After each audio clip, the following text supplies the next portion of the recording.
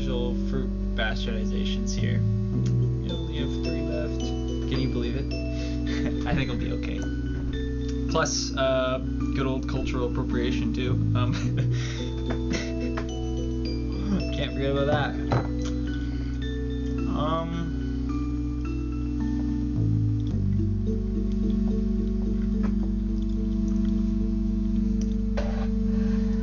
It's been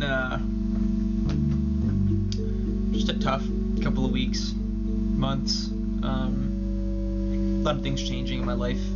Feel a lot of like just insecurity in all sort of aspects of life.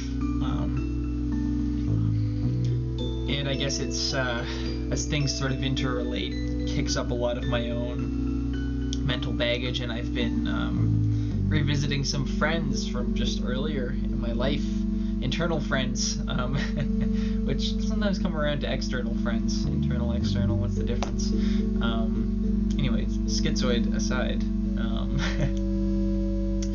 some different things have been coming back up again, just things that I thought were done and over with, just old lessons. Nope.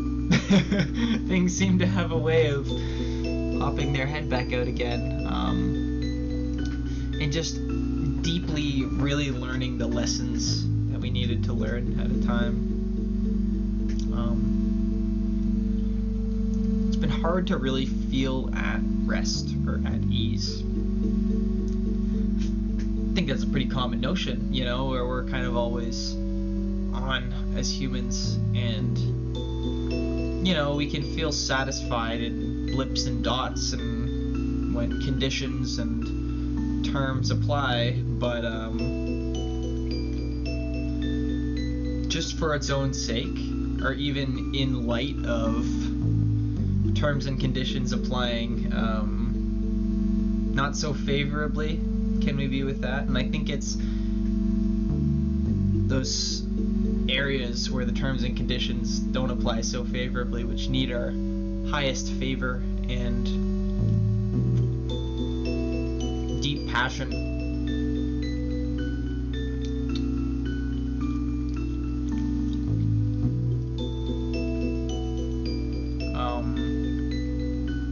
So I've been feeling, apparently we have feelings, I don't know if you guys knew about that. It's kind of a new invention here.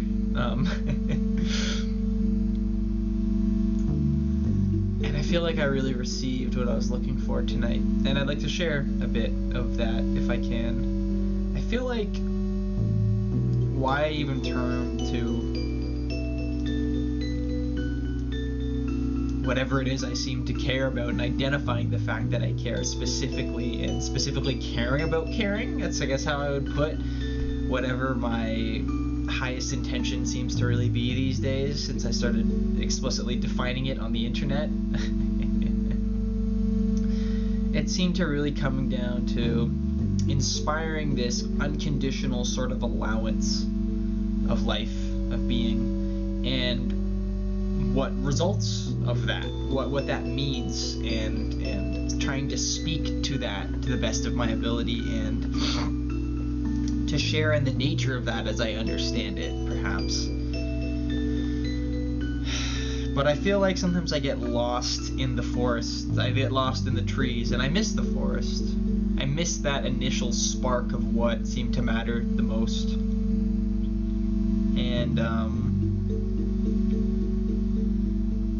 how couldn't I? It's like all we were ever looking for was the forest. What I really touched tonight is just how innocent we all are. You know, when we see a baby, we can't help but recognize that purity, that innocence. What changes?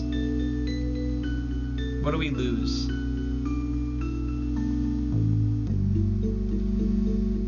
And does that still not live within us, even though there's all these barriers and developments and constructions?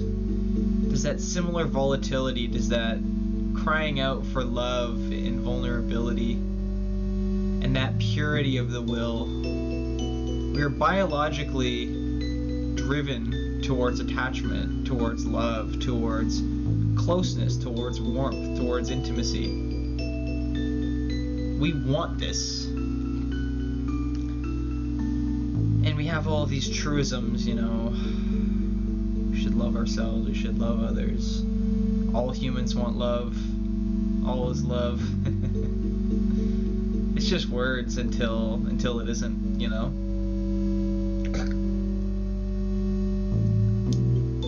I just feel like the intellectual project, it's just a means to the end of what really matters, what really counts, what this is all about, you know. You know, when we speak of, I don't know, I want to do better, I want to spread love and positivity, I want to,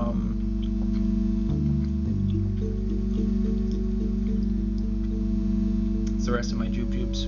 Oh no. You know, and we speak to these sort of ideals. What that means, really investigating that. What do we mean by working on ourselves? What is it that we need to work on? What is the problem? How deep does it go? Where is it? I feel like what really inspired me was seeing that, and the first thought that there was a problem, and that the problem wasn't that it had all these layers to it, and there was something I could understand of it, and sort of like breaking past certain thresholds,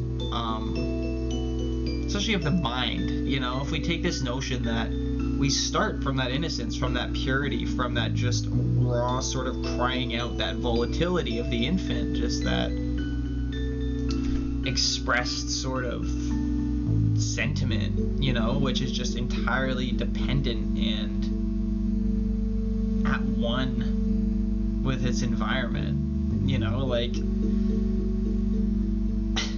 and then everything we kind of develop around that to sort of make up for that, to adapt and to sort of like attune to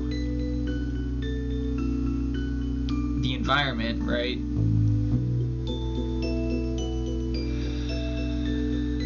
But as we check that, as we come back to that initial sort of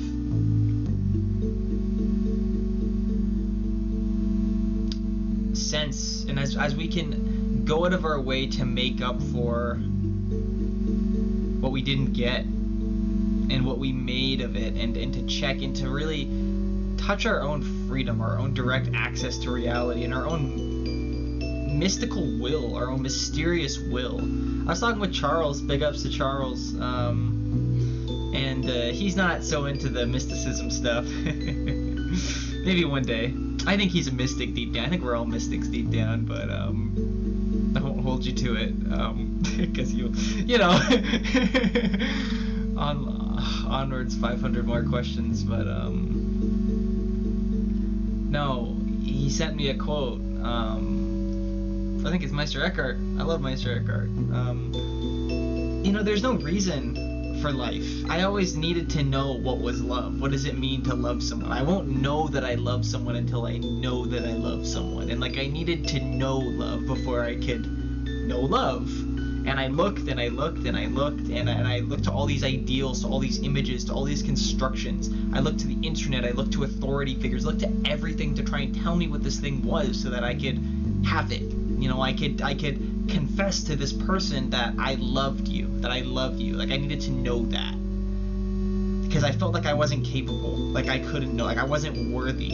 I wasn't worthy of knowing love, of speaking to love. And it fucking killed me to my goddamn core. But love's coming for all of us, you guys. I struggle with a lot of just feeling like I'm just sorry for my very existence sometimes. And we have all these different thoughts, like we have all these memes in our culture, like, oh, I have crippling depression, or blah blah, all this shit. How often do we just check what goes through our mind? Like, to really, like, I saw a therapist at the beginning of this year. I could only afford one session, unfortunately, therapy is such a headache because like I've already done different therapies and like I know what it's all about. I understand the theory, but it's one thing to have it all in your head and then to have it twisted and distorted by all your own ego mechanisms, you know, and used against you to just make you hate yourself even more. I'd love to do therapy, I just can't afford it. And a part of me just feels like so sick of offloading to someone else. I think the point of therapy is so that we can become our own therapists. You know, we're not there to be dependent as much as we are, but we're there to grow into independence through our dependency in the relational sort of container that we build in that sort of environment. But no, I was in therapy and I told him that came up because I was struggling with just a lot of this deep fear of myself and just like worry and inadequacy of like the very like roots of my very being, and just like that fear of my fundamental need, my fundamental dependency on life, and just all the ways that it's spun out of control destructively and has caused damage in this life, you know? Karma. we all have it in us, you know. None of us are perfect, you know, we get that. And I can't speak to you. I'm very curious what you are, what yours is, you know. I think there's something very important that we share in that together.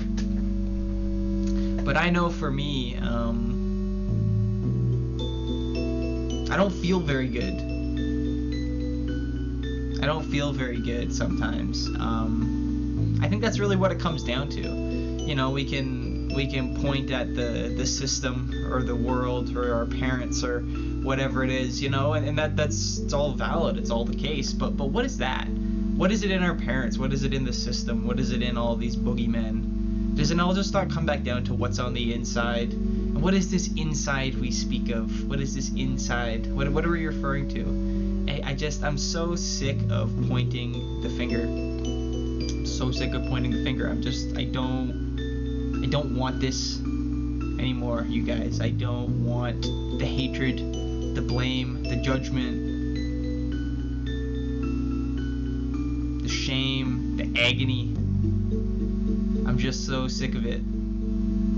I'm sick of being sick of it, you know? Because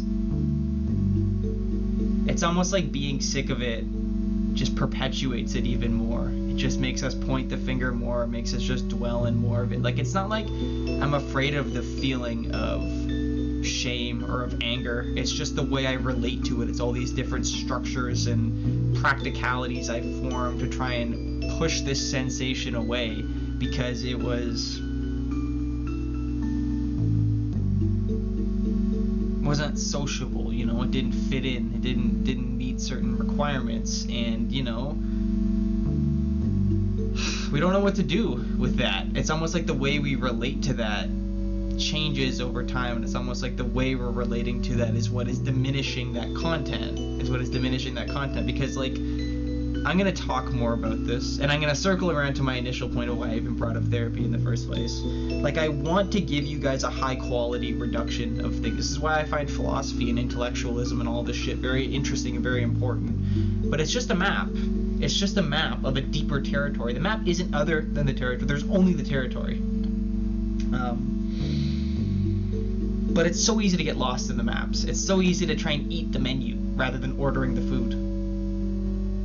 And when it comes to these fundamental notions of like development and love and beauty and these sort of ideals, these forms, it's direct. It's direct. Even your maps are direct. You don't know how the hell you're doing it. This is why I say reality is mysterious. Like, we don't know what this inside is. We don't know what the fuck this thing is. We don't know what biology is. We don't know why the atom splits. We don't know why the big bangs. I don't know. But here it is. And you know, Charlie, he sent me that quote.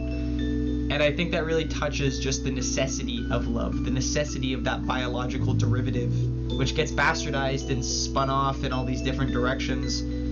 But it's almost like all paths lead back towards that. We all want that. We all want that goodness. It's almost like even in our bastardization of that, even in all of this craziness of our life and all of this terribleness that we experience, it's just the degradation of that same thing, of that same crystallization, that same will. There's no reason. There's no reason you love. If you love, you love. It's so hard to speak to what I'm trying to get at, but it's just like that will of care that penetrates ignorance and not caring. And I feel like I needed to realize that I didn't care so that I could care. I don't know why I care. I can't tell you why I get up out of bed in the morning. I cannot tell you why I get up out of the bed in the morning because, oh, I want to avoid pain, or oh, I blah blah this and that. Oh, evolution. Why? What is that? What the fuck is that? What do you mean? And I think we have to touch that. And I think that transcends all conditions. That's the mystery. It's the mystery, and that in itself is this. So there's a little bit of mysticism for you. It's that innocence, it's that purity. It's that which Christ knew when he united with the Father on the cross. And even in that, you know, his humanity was on full display, you know. Oh God, why have you forsaken me? Like, it's not sunshine and roses, you guys. That's the nature of love.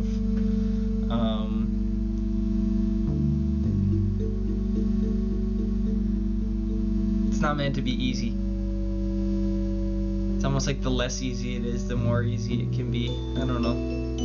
Have a nice paradox. No, but going back to where I started this whole point, I told the therapist that sometimes I just feel sorry for my own existence, and like, you know, you can feel that on one level and you can just mope at it and be in that punitive sort of like dilation, but to really just be sorry, to experience the result, to just experience your impact and your influence on this world, and to just see how, to just experience yourself. It's like you're like an alchemical sort of fluid process. It's interesting. And I worry our own minds get in the way of that. Like, it's a natural thing. Like, your body, you get a cut and it's like an open wound. Your body knows how to fix that. And it's almost like when we're working with medicine. Don't quote me. I don't know what I'm talking about, but well, I know it, but I don't know how I know it. But maybe someone who has a bit more knowledge than me might know a bit more about this. But your body, it scars, it scabs, you know, it goes out of its way to heal itself. And when we're doing medicine, we're essentially working with the body, like we're pumping the thing with more cells, and we're artificially influencing the body so that it can do what the body does and heal itself. So it's almost like our emotions and our mind, it's that same sort of process happening. It's just that we have all this software in the way, you know, which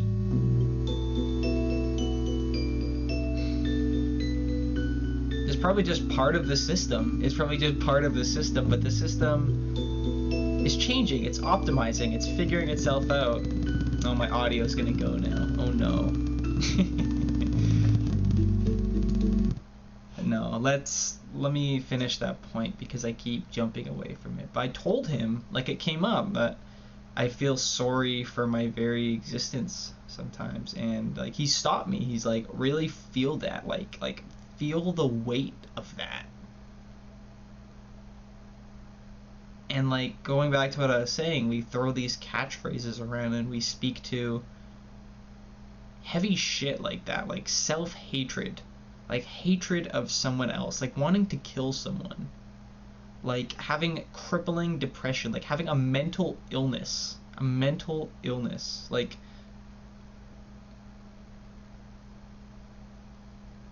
that demands your highest care. Like you have to feel the weight, the impact of that, you know? Why?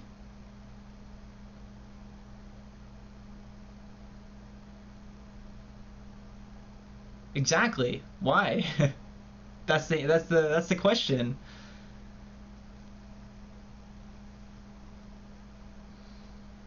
I don't know why. I don't know why I care. You know, I don't know why that matters. I don't know why I love. I think we have to find that natural curiosity, that natural sort of life's own reason. Life has no reason. Its reason is in itself. Like we have nothing to say. That's the quote from Charles. You know, is that like to get out of the way, to touch that natural curiosity. How we do that, I don't know. Like I can't speak to it. I can't speak to the nature of love. Like how the fuck that thing's happening. I don't think that's the point. Like that's why a lot of the mystics just shut the fuck up, or they just hand wave, and if you know, you know. If you know, you know.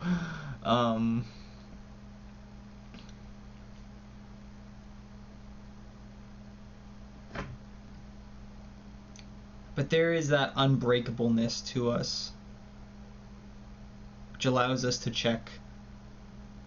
Because if there wasn't, then how would this thing be changing? Why would we do things any differently? Why would we go from enslaving people to not enslaving people? Well, it's not like we're not still enslaving people these days, but at least not so explicitly. Like, what is the dialectic? What is history? What is evolution? What is fitness? What is goodness? If there wasn't something in us which was capable of change, was capable of recognition, which cared, which genuinely cared and wanted betterment, which had access to reality. And you can touch that. You can get in touch with that. How? Well, unfortunately, I don't have an explanation for you. I just know that it is the case. I know that it is the case. And it has deeply inspired me in my life to the point where, like, sometimes I don't feel it because I'm just as confused as the rest of us. God damn it. And I seem to have an extra dosage of this confusion. I mean, well, now I'm making my... I don't know. I have all these questions. Because I want to speak to it. I want to understand it. I want to understand it. It's like the number one priority. I would claim it's the number one priority for all of us. All of our striving reduces to that. I have a friend who is different. He's very different. He is very, very particular and very vibrant, and just is very outside the conventional social practicality and boundaries, at least of conventional modern culture. And it can be a bit of a challenge for me sometimes because it touches on my own sort of boundaries and aspects of my own self which are still caught up in certain conditioning, you know, which haven't been checked, which I haven't really brought into relation with more of my own sort of goodness and highest sort of optimization towards that will, which I'm sort of reducing to in this. But he shared something with me recently. Just, he doesn't tell me a lot about his past. He told me he has CPTSD and among other things. He's slowly opened up more to me. Like I can give him hugs now. He asks for hugs, and he's just opened up so much more and just let so much more of this vibrancy within him. This vibrancy, this talent, this joy, this wonder, this like early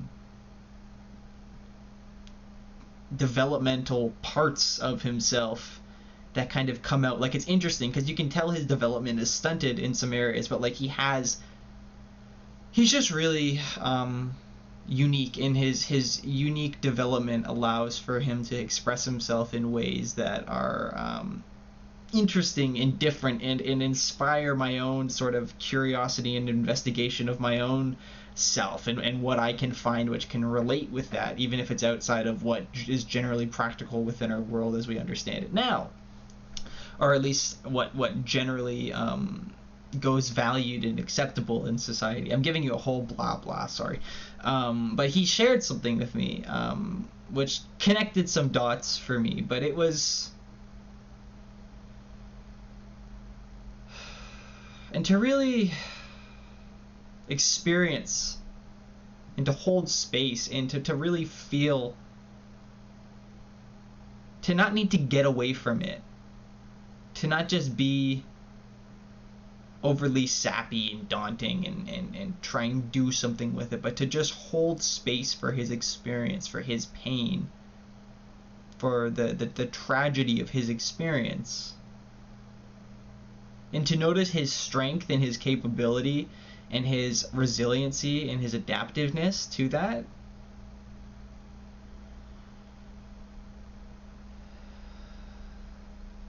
It's the importance and the value of those moments and those experiences that really inspire me towards wholeness with myself, so that I can really understand people, so that I can really understand the intelligence in all, and I can experience things like that, and I can have the open enough heart to really connect and to feel that intelligence and that inspiration working through him in his experience, to see that we are not our past as much as we are, and to notice that freedom and to share in that with him. I hope for that in all of my experiences, to be in that, to know that, to come back to that, to access that, to bring that towards my own inability to do that, to complete that sort of contradictoriness which is just so entrenched in the human experience, just that caring that I don't care, and that sort of duality of myself, and just the pain in that, the space between love and hatred. May it be so. Amen, you guys. I will be back. There will be more. I'm doing okay. I'm figuring life out. I'm doing my best. I hope you guys are too. Thank you so much.